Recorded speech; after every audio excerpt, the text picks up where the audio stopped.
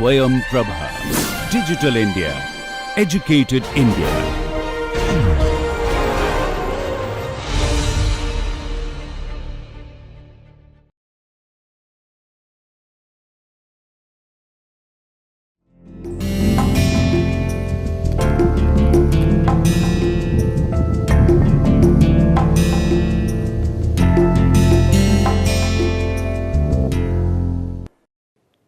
Hello and welcome to this manufacturing process technology part 1 module 3. We are going to discuss a little more on the non-traditional machining processes and how they evolved. So let us look at as I discussed last time, the non-traditional machining processes emerged because of the increasing requirement of the manufacturing industry to machine new and novel materials which would be applied to the aerospace or the the automotive sector, and they would typically be high strength, high ductility, high hardness, stronger, tougher kind of materials, and sometimes the non-conventional domain would be necessitated because the conventional would not work for such materials. So let us look at some of these processes which have been figured out, or the first process that I would like to give you an illustration is the ultrasonic machining, or the where there is a abrasive particle which is involved typically, and so it can be either a ultrasonic machining process or a water jet machining process, which are typical examples of single action mechanical non-traditional machining processes. The machining medium is solid grains suspended in a abrasive slurry in the former, while a fluid is employed in the WJM process. The introduction of abrasives to the fluid jet enhances the machining efficiency and is known as abrasive water jet machining, and basically it means mechanical energy, that is number one. It also means, in one sense, you use ultrasonic component, which I am going to show later in great details, that how this ultrasonic machining is going to work. And so there is a sort of a vibrating head here which comes and presses on this abrasive, which is in a slurry form, and it activates on the workpiece by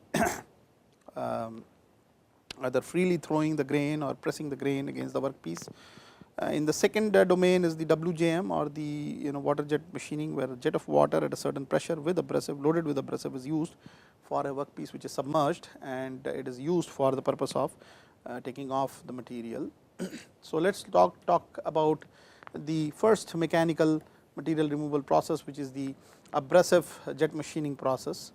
So in the AJM, the material removal takes place due to impinging of the fine abrasive particles. So you can see here, for example, is a nozzle, okay, and this nozzle is basically made up of tungsten carbide or some other hard and tough material which can withstand the abrasion of moving abrasive particles. There is a high speed air at a velocity of about 150 to 300 meter per second, and there is a loading of the abrasive particles into the air. So the way that it emanates out from the nozzle is a combination of the high speed air and the abrasive particles, and these particles are thrown at a certain nozzle tip distance, which is about 800 microns to the machined surface, and this abrasive particles come out, okay, and they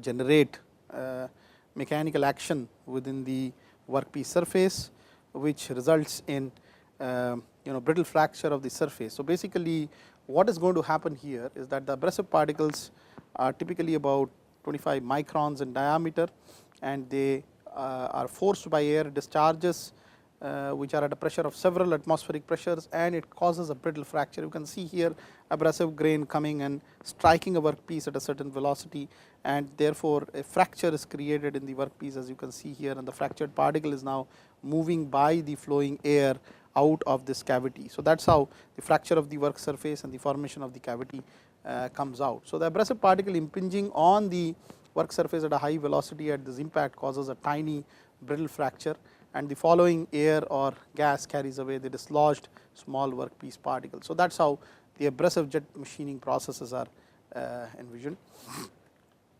The other processes which are of concern is, as I told, ultrasonic machining process, again a mechanical process where you can see there is a slurry of the grain and the abrasive powder, and this slurry is actually applied by shooting the slurry into the workpiece surface through a nozzle, and then there is a vibrating tool head which basically is in a ultrasonic frequency, which is frequency over and above about 20 kilohertz. The amplitude of motion of such a tool is about 15 to 20 micron, which is similar to the grain diameter which is there. And the purpose of this tool is to sort of apply a feed force. So, there are two cases, one where the particle gets deflected from the moving surface at a high velocity. So, it is called the free grain case, where this would cause some mechanical action on the workpiece. The other case would be where the particle is entrapped between the vibrating head and the workpiece, which would actually create again a brittle, tiny brittle fracture on the surface. So, both these combined together would result in MRR, or material removal rate. We are going to model extensively when we do this process in great details later on. Okay. So, therefore, you will have the grain hammering as well as the free throw grains as the main cause of the material removal here. The other technique that I would like to illustrate is thermal machining, where thermal energy is applied. So, this energy could be in form of short discharges, which is done in the EDM case. It could be in case of electron beam rastering and scanning over the surface, where you can super focus the energy to a very small area, so that you can directly penetrate through a few layers and go into and create a vapor pocket which comes out. Okay. And then you have laser beam machining, where again the energy is much more intensified and it is a direct vaporization on the surface because of the photon to phonon conversion. Okay. So, you can see here the EDM case has a dielectric fluid deployed, because the idea is that the spark will not be formulated unless there is a dielectric, and it has to break down the dielectric and formulate a spark. So, in the case of electron beam, there is a accelerated electron beam which is created by a perforated anode and a thermally heated filament, which is also the cathode, and by thermionic emissions the beam is generated and is focused by magnetic fields into a very small area, which can induce the flux density of the beam to be very high, and this creates some kind of a thermal imprint on the material. You have plasma beam machining, where the same thing is done by plasma, which is a hot ions and electrons combination, and the two here, EDM and PBM, are really media based. So, you have either in one case a gas plasma, in another case there is a dielectric breakdown which is happening. The one which carries the electrons of the E beam is actually typically done in vacuum, because if there are air molecules, they will again get ionized and they may not have the same impact as a E beam machine. And there may be in particularly small writing cases where you need a consistency of the momentum delivery, and also a high momentum where the wavelength would reduce. You remember the famous lambda equal to h by p formulation. So, the momentum is high and the wavelength is low. So, one of the reasons why more momentum is gathered together by E beam is also to sort of reduce this wavelength. So, you can write at a higher resolution using E beam. So, they have constructed E beam lithography, for example, and other processes where very small scale writing can be done with this particular method.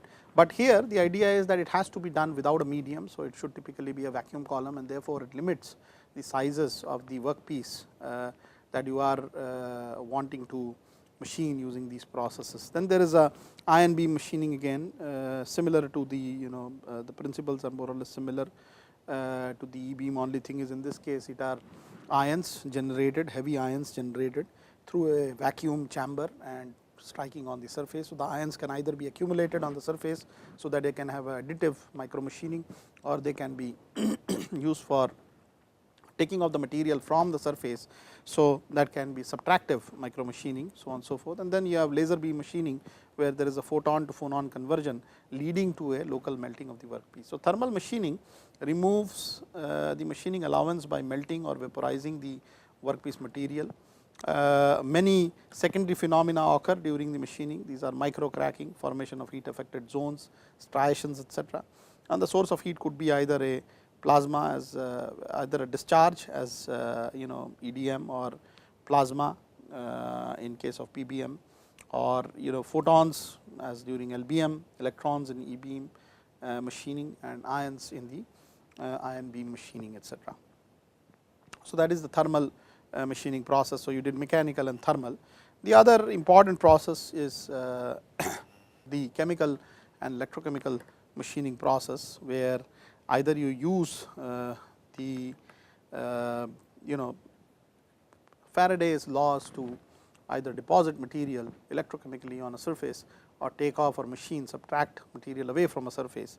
And here what you do is typically you take a you take an electrolyte which has a certain level of conductivity, and you dip or insert two electrodes. One of them gets coated up and another gets material subtracted from its surface. So, immediately when you do that, there is a formation of a dual layer between the electrode which comes in and the electrolyte which is there, and there is a charge transport across this dual layer, and this charge transport is what is the cause of either taking away the material from one of the electrodes and depositing the material on the other electrode. So, you can either use it as a machining or a building up process if you just reverse the polarities or reverse the electrodes.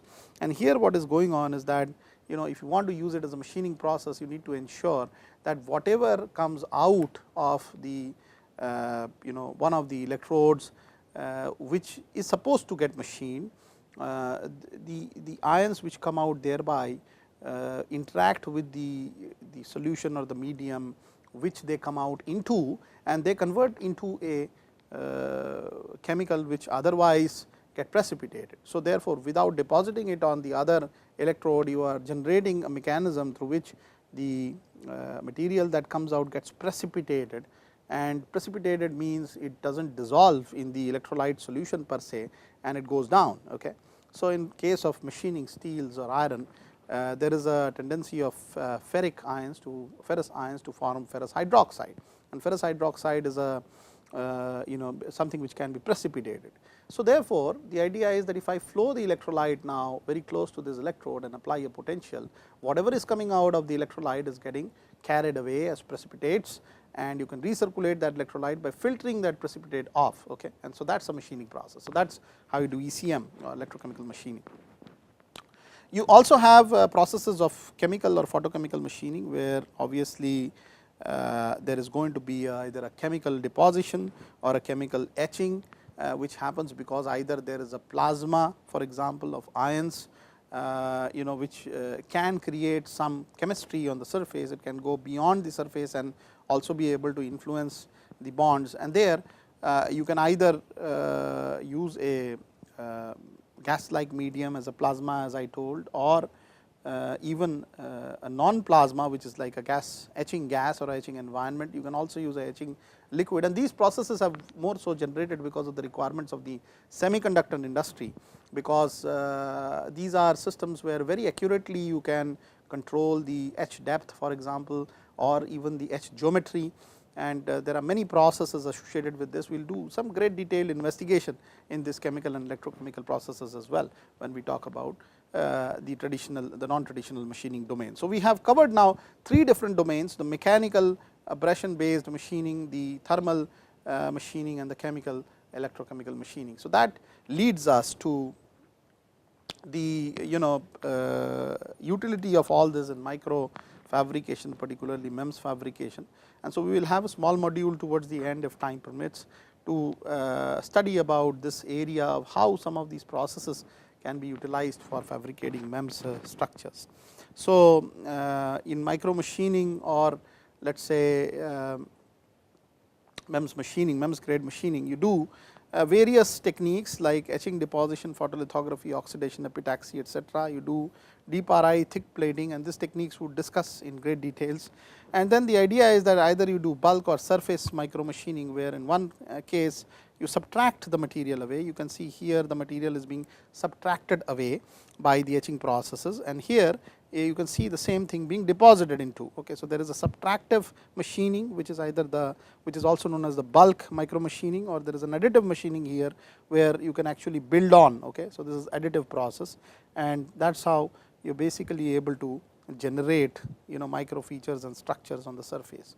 So, whatever we would be doing in non-traditional would actually end up into maybe generating some of these MEMS based processes also which can do micro machining on surfaces.